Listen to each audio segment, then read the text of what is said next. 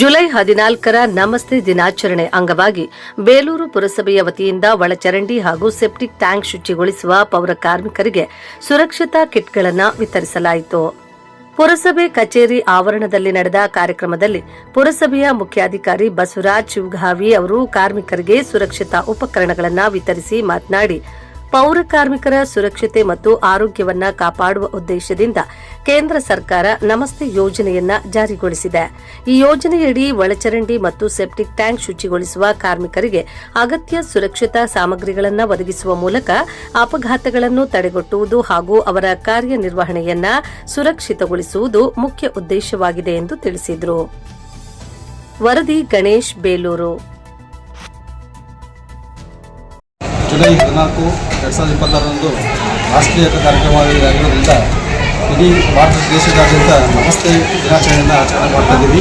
ಈ ಒಂದು ಉದ್ದೇಶ ಏನಪ್ಪ ಅಂತ ಹೇಳಿದ್ರೆ, ನಮ್ಮ ಬೇಲೂರು ಪಟ್ಟಣದಲ್ಲಿ ಕೆಲಸ ಮಾಡ್ತಕ್ಕಂಥ ಪೌರ ಕಾರ್ಮಿಕರು, ಯೂಜಲಿ ಕಾರ್ಮಿಕರು ಇರ್ಬೋದು, ಅವರು ಕೆಲಸ ಮಾಡ್ತಕ್ಕಂಥ ಸ್ಥಳದಲ್ಲಿ ಅವರು ಸುರಕ್ಷತಾ ಪರಿಕರಗಳನ್ನು ಯೂಸ್ ಮಾಡಿಕೊಂಡು ಕೆಲಸ ಮಾಡಬೇಕನ್ನೋ ಉದ್ದೇಶದಿಂದ ಅವರಿಗೆ ನಮ್ಮ ಪೌರ ಕಾರ್ಮಿಕರಿಗೆ ಮತ್ತು ಯೂಜಡಿ ವರ್ಕರ್ಸ್ಗೆ ಎಲ್ಲ ಸುರಕ್ಷತಾ ಪರಿಕರಗಳನ್ನು ನಾವು ವಿತರಣೆ ಮಾಡಿದ್ವಿ.